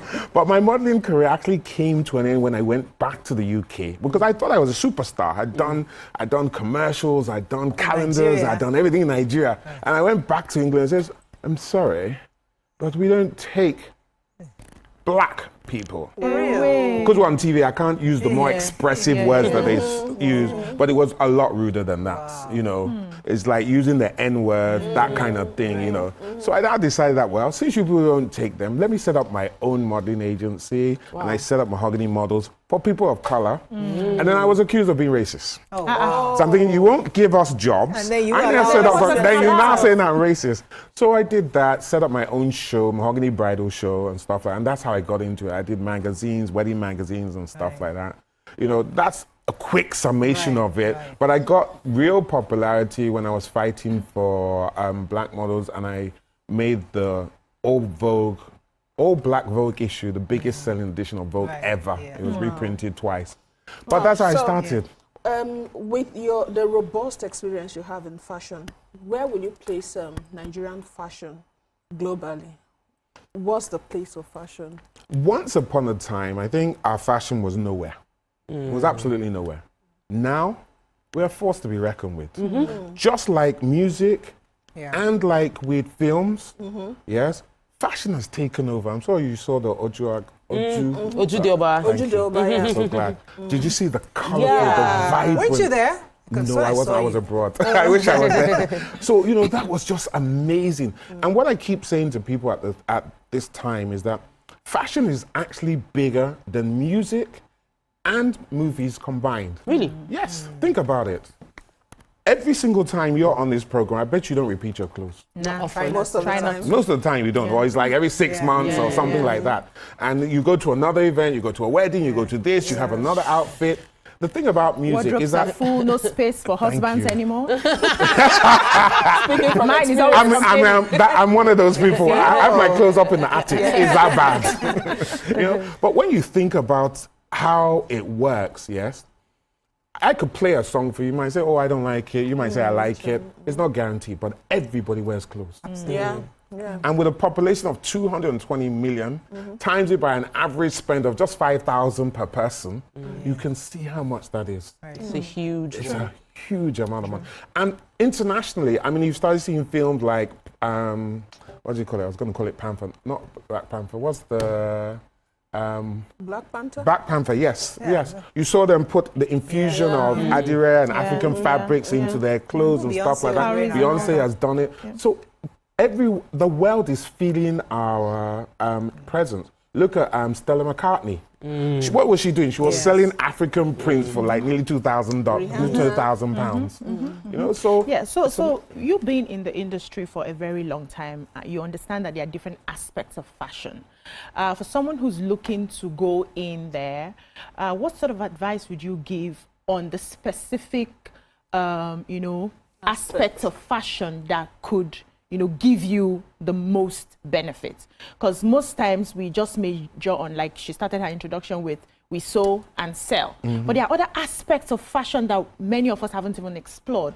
So how do we look into those those aspects, and how beneficial is it going to be for entrepreneurs? Well, there's a number of different things. I mean, if you really wanted to make money, manufacturing is fantastic. But do we have the money? Do we have the factories, the infrastructure, the light, the water, and all those sort of things? Do we also have the expertise? So that's also a big issue for us. Manufacturing the textiles or the fabric, or manufacturing. I think we have the fabric. We have them. Production? You know, if you see the different things like Adire, they're producing stuff out of Ife and stuff like that. It's locally made and stuff like that. Yes. So I'm not too worried about the fabrics. It's more the expertise to be consistent. I'm sure you as women have that experience that you've you've gone to your tailor, so to speak. He's fitted you, they've measured you, they've done everything. You go back for the fittings. And it's different. And it's completely different. But I feel that if you want to make money, if I was going to be a fashion designer or somewhere, I'd love to do ready to wear.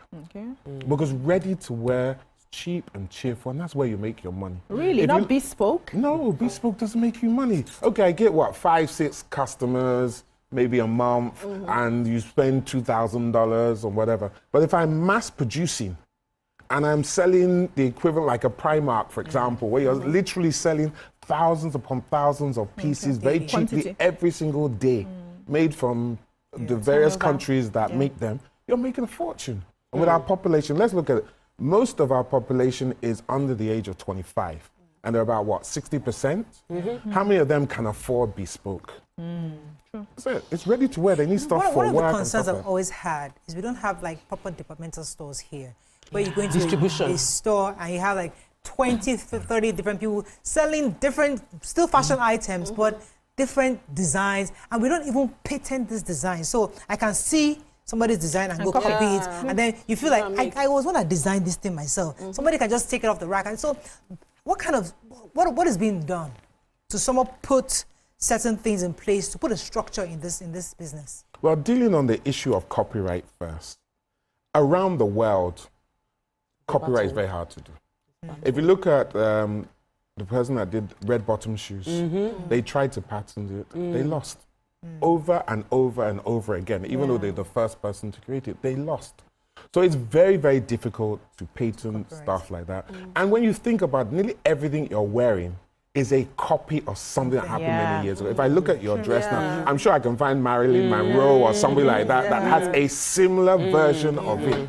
So fashion goes through phases. Right. Yeah. You understand? Definitely. All of a sudden, we're wearing tight jeans. If you look back about 50 years ago, it was a thing. It was a thing. So it's just, fashion is a continuous evolution of stuff.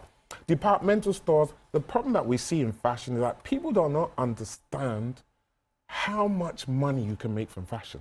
If you look abroad, or you look at the Macy's of this world and all those other departmental stores, Sears, they're making billions every single year. But they understand the concept of it. We, unfortunately for us, we want instant gratification.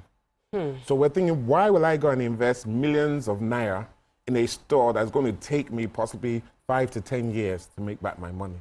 So they're not going to want to do it. So I'm going to ask, what is missing in the Nigerian fashion industry? Let me say something. Most of the time when you talk about fashion, people just believe they are the celebrities they see, they are the icons they see. The common man on the streets mostly doesn't care about fashion. So first question is, what is missing in the Nigerian fashion industry? Second question is, how does it trickle down to the common man in the market? Okay, I think what is missing is, and I think you've already answered the question yourself by the fact that you said that people don't understand fashion. They don't understand the benefits of it, the financial money that you can make from it. They don't understand it. They feel that it's being a celebrity, and there's so many that we can name that are fashion designers and that are celebrities. But I, that's inside the industry, I can tell that most of these so-called fashion celebrity designers are not making money. They are not making money. Not to sustain. Where they were lucky is they had rich husbands. Oh, okay. I'm sorry, we might go down there. You may not want to agree with me, but I don't want to mention names, but I can. Or they we understand. Or they had Trust me. fathers that had money. We know they know. There's an exception. There's a Vicky James somewhere. There are always exceptions. Majority. But the majority that really made it and made it very quickly, that's where they came from. For the common man, he's struggling to eat. What's his mind? So long as he can put something on his body and dress, what's his own with it? Because he doesn't feel he has the money, the influence. To look fab. Yes. Because, okay, go ahead. I wanted to ask something. Because see, my worry, as much as I love how fashion is evolving, I'm going back to the bespoke version of it. Those clothes I see, the cameras, they look so unrealistic. I'm thinking, okay, when you take it off, on the runway, where do you put it? Even the outfits, like umbrellas and curtains. For those laymen like us, what's the objective of this kind of very glamorous wear? And I'm thinking, okay, but the objective is simple.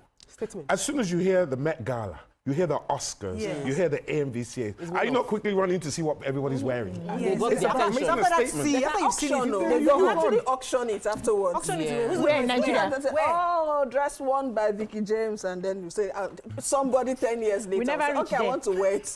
What's in a museum? You see, clothes is a bit like a certain type of phone. It's aspirational.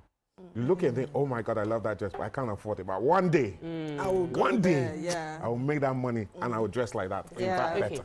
So the industry is, we talk about the industry like this very organized sector, but like it's not a very, the fashion industry is not organized. Everybody is doing their own thing. I met someone and he was like, I'm a textile, what was the word he used? I'm a textile designer or something like, oh, he makes the fabrics. And I'm like, how many fabrics can you make in Nigeria? I'm like, there is opportunity here, but the way you're doing this thing, you would make textile fabrics till you die and nobody will hear your name, you know, like, and then we have this pockets of a few people that manage to just make a bit of money or a bit of name. But the industry as a whole, what do you think our fashion industry needs to unify this? Because you said there's a lot more money than music and than movies combined. So what is missing? Departmental stores, yes. What else is missing? What are the missing gaps? I think the key thing that is missing is government intervention.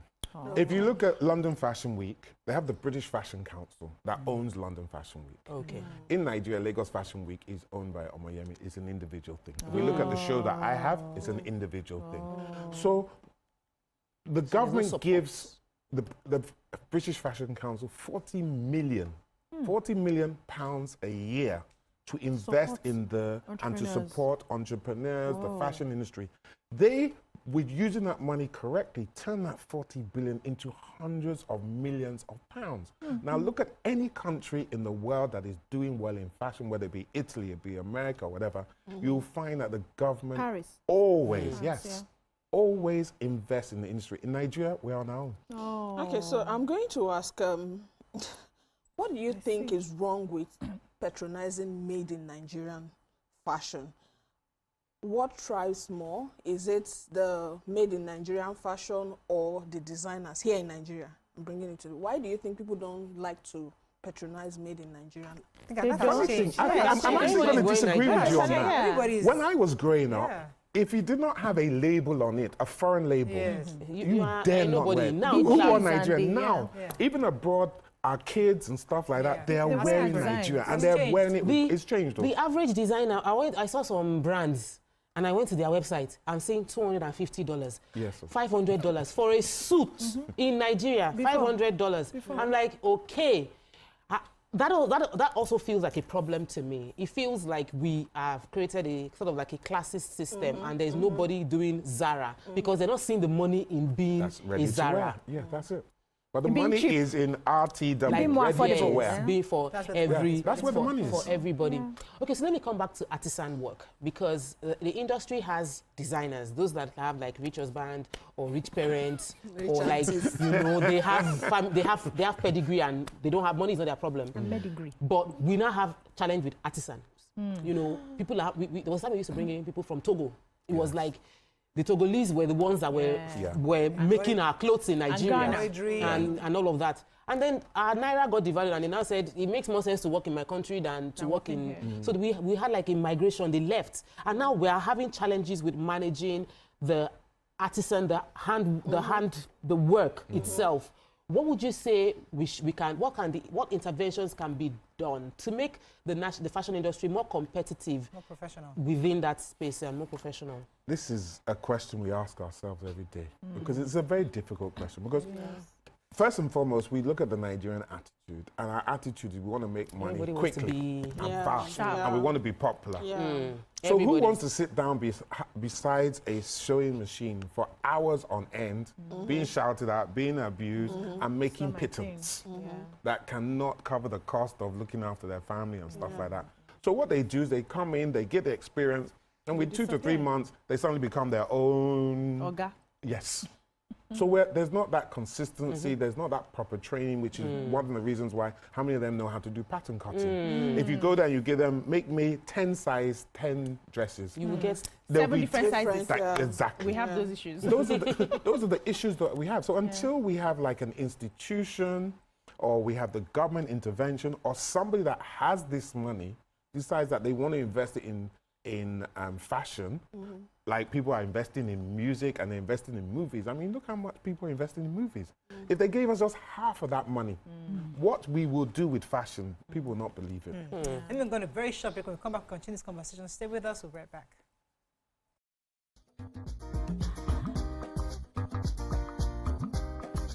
Stay tuned. Your View will be right back.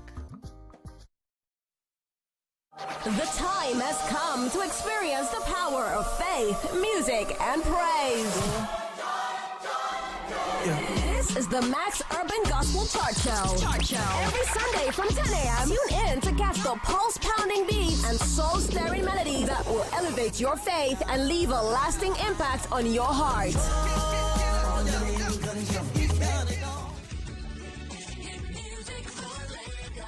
As the morning light filters in, the Max Breakfast kickstarts your day from the bedside. We'll bring you the morning vibe and plenty of ginger to start your day right. Join us on the Max Breakfast as we help you through your day one step at a time. On Max Hits, we've got the ultimate playlist for you. We give you back to back. And all the biggest news from the world of entertainment. Only on Max Hits. Area! Waiting the apple, waiting the shop. Tune into our award winning waiting the 102.3 Max FM. Lagos, Nigeria, you're welcome to the Max Drive. Whether you're there for inside motor, you're there for inside traffic, we're there for you with a Max. Late nights on Max FM is where we help you connect the dots and put you in that place where you are ready to do it right. We are dishing out the top hits of the week, counting down the biggest songs on your radio. Let's go. Right now. On Max Sports, we bring to you sporting events happening all around the world. It's not just sports, it's entertainment. Do it.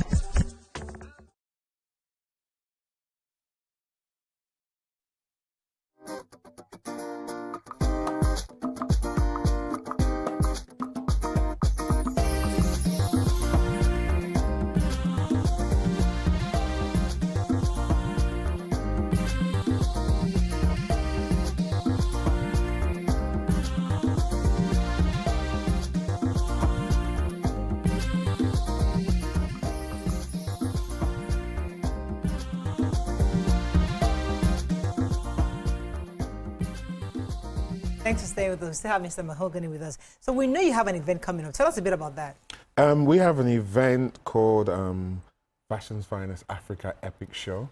And we've been doing it now for about 16 years. We started in the UK, and we do it during every London Fashion Week, February and September. When I came back to Nigeria, I decided, and I saw the fashion industry and what was happening, that there were lots of celebrity designers and stuff like that, but there was nothing for new and emerging. So I now decided to set up an event that is for new and emerging creatives. So we have about 60 designers that showcase over 2 days. It's extremely affordable because they're not really paying for anything. The payment for us is to make sure that they show up. Not to really contribute to the event, because if you just keep giving them out free slots, we've realized that a lot of them don't show up or whatever. So it attracts thousands of people that come to watch it, attracts designers, funny enough, not just from Nigeria. We have from Africa, we have from the UK, we have from America that want to get into the Nigerian market, you know. And we also make sure the models that are used are also new and emerging. So they're not all those that get onto the big shows. It's people that are just starting to come into the industry. This is their first break that they get to understand. And we do it to international standards, because since I worked on all the big shows abroad, you know, I try and make sure that it's done at exactly that sort of standard. So what day is it and when? It's on the 5th and 6th of July at the Podium in Lekki. Everybody's at the podium. The podium is like the... So yes, and it's free to attend. There's anybody can attend. We don't charge. We don't anything. Yeah. So just speak to Nigerian mentality of cheap is not because she mentioned quality. Cheap is not quality. She mentioned nobody wants to be like a Zara or like one of all those that is Primark right, in Nigeria. I remember when I started my fashion, and I just wanted it to be really, really affordable. And the feedback I got is that we are not buying because it's not expensive. It's not this cheap Ankara that you are using. And I had to go back, like, okay, what am I doing? Why do I want to do this? And then I've decided, okay, now we are going to do the one that you want. Wasn't that because you were trying to sell to your friends? No, not necessarily. Were you going into the streets? Because that's where ready-to-wear is sold. Yeah, I actually started on an online platform selling really affordable, you know, materials, and they were buying. But then, okay, you are right. When my friends now came, they said, "Oh no, it's too hard. How can you do so a full dress for 12,000 naira?" He's a guru. He diagnosed it straight up. Because so what do we do about that mentality that cheap, as long as the quality is there, the perfection, the finishing is there, it's still okay. Yeah, but you have to do two things. Number one, you have to create like a departmental store, like you said. Number two, you can't be the face of it. Because you are already... You can't be the face. Your image, everything about you, as I look at you, I'm just... I can... Thank you. You understand? So it's... You can't be the face, yes. A brand name... We're fighting after yes. A brand name, you create your stores, and you create small stores, like, what's Rough and Tumble? See what they've been doing? They're all over the place. And they're doing ready-to-wear. And she does manufacturing. You understand? Yes. That's what they do. Something like Itwan Bassi as well. They do manufacturing. And it's the lower end that they do it for. But you will not see their faces on it. They've created a brand name. And everybody knows that that brand name, this is the price range, this is where I can go to. So whether you have money or you don't have money, you can go to Rough and Tumble. You might say, okay, I can't afford all the expensive stuff, but I can go and buy this small little thing or that little thing. So, and you get quality. Sorry. I was just you know, when you mentioned the fashion show, sometimes I'm like, this fashion show, what exactly is the advantage of fashion show? What does the fashion show do for you? Because some up and emerging, some upcoming fashion designers, I'm like, why should I go and invest my time into putting a fashion show or joining a fashion show? Yeah, I get asked that all the time. I always say I say to people, why are you coming to do a fashion show? Is it because you think that after the show you're going to sell? And if they say that to me, I say don't do it. Okay. Do not do it. The thing about it is about brand awareness. If you look at Milan, you look at Paris, you look at London Fashion Weeks, you'll see the same designers who are making millions and millions do those shows every single season. It's about a chance to say, this is my new collection. Can you see it? Buyers are there, press are there, and people come and make orders. And they now come and say, okay, yes, you've done this nice, expensive piece. Now do me a version which is affordable. And that's what they do. That happens as well. They go and make affordable versions, they tweak it a little bit, and it's in the stores. Thank you so much. We have to wrap up with you, but thank you so much. It's a pleasure having you. I mean, I really think I got quite a bit from you. I'm wishing you the best. And hopefully, as we come closer, we'll also remind our viewers to make sure they attend July 5th and 6th. That's correct. Okay. That's all we can take on the show. We have to go on a very short break. When we come back, discuss Benue State and the visit of Mr. President. Yes, so. Is our focus. We'll be right back. Be right back.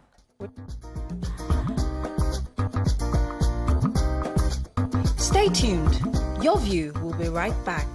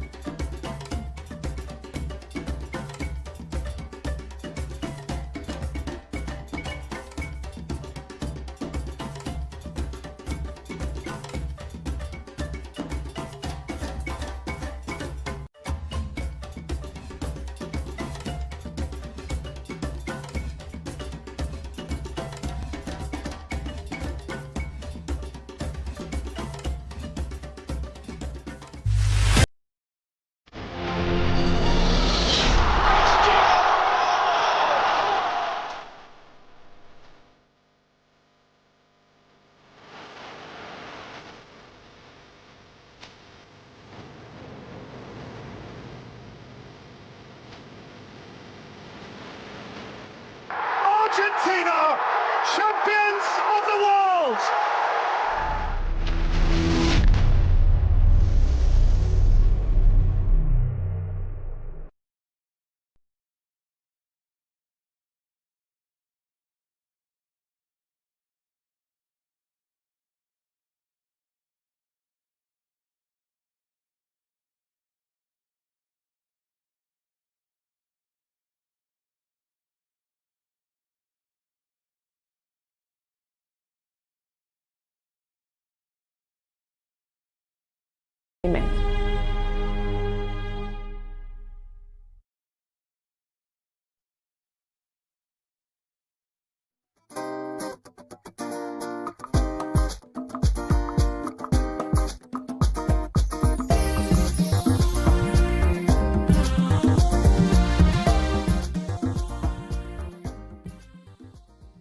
Thanks for staying with us. So President Tinubu announced that he will be visiting Benue State June 18th, that's today, following the tragic incident in which over 200 people were killed in Makurdi by armed herdsmen between the night of June 13th and the morning of June 14th.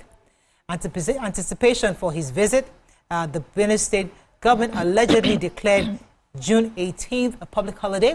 They also encouraged support groups to participate in a colorful procession, forming a shoulder-to-shoulder display from the airport to Wukurum roundabout and then to Government House in Makurdi.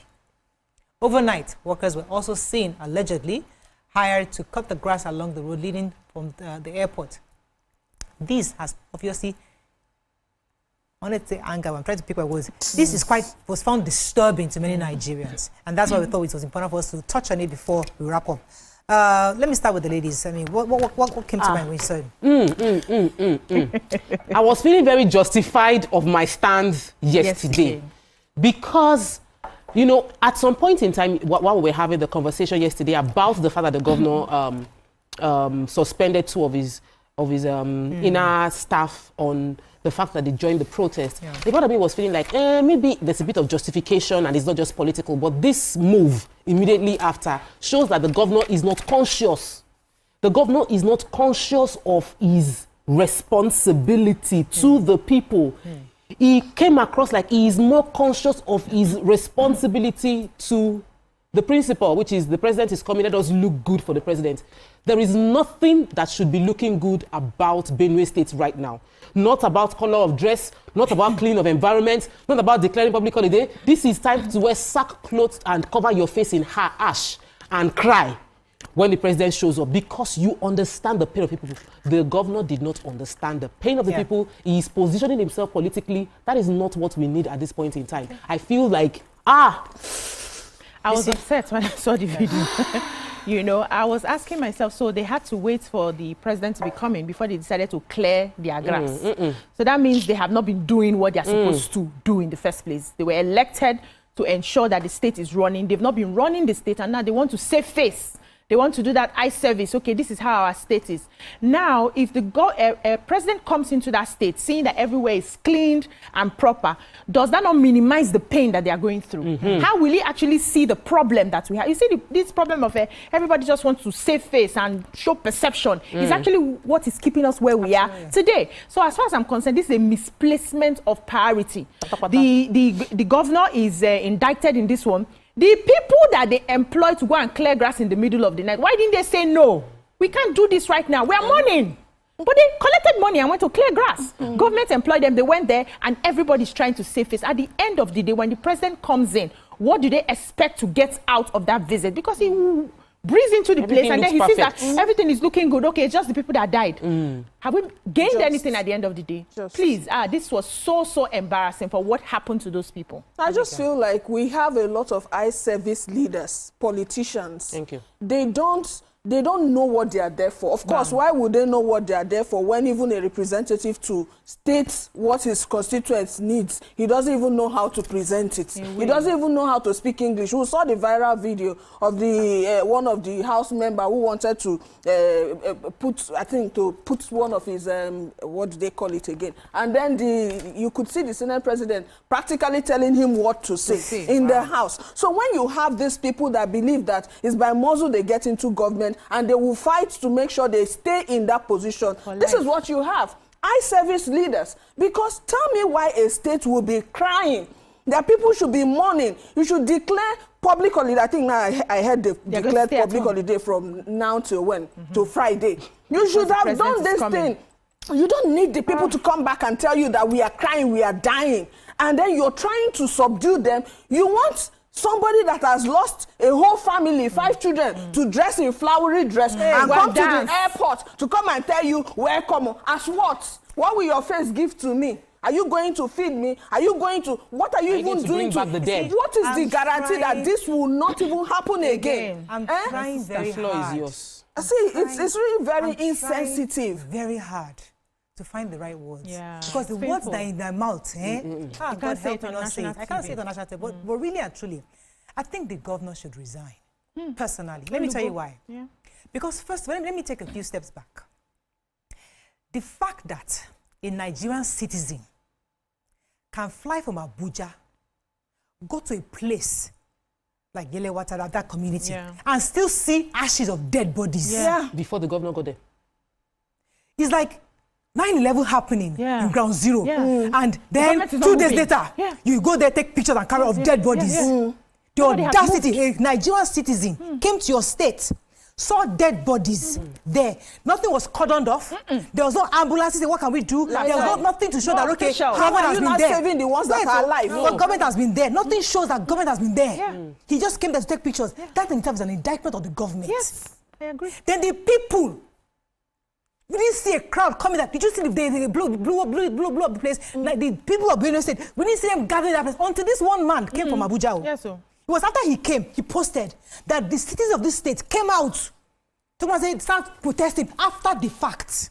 Hey. They were even arresting. So that was there. They are used to it. Right? Now, the audacity for the governor to now say, or his people to now send a letter, say, come out because Mr. President is coming to come and welcome him. If Mr. President says he wants you to welcome him, do you know what is at stake in your state? Do you know what is going on? The audacity to even say you want to welcome Mr. President should even go there and slap his face. Honestly, do you know now that it's a pounded yam state?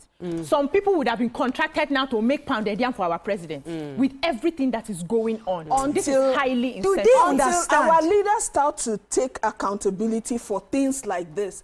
See, sometimes I wish that they should take off this immunity that covers these politicians because they do whatever they feel they can do. That's why I always say, Abigail.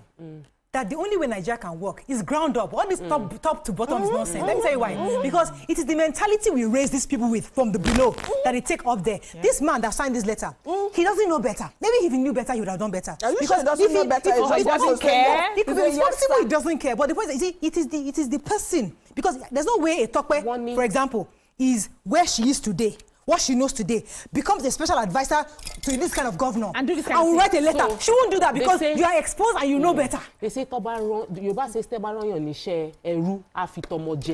if they send me on an errand that is meant for a slave, I would use my knowledge as a child to deliver that message. So this is where that person that signed that letter, if you were sent to say or do this, you wouldn't do it because you understand better. You advise him like better. I said, the president has a lot to do because everything reflects on him.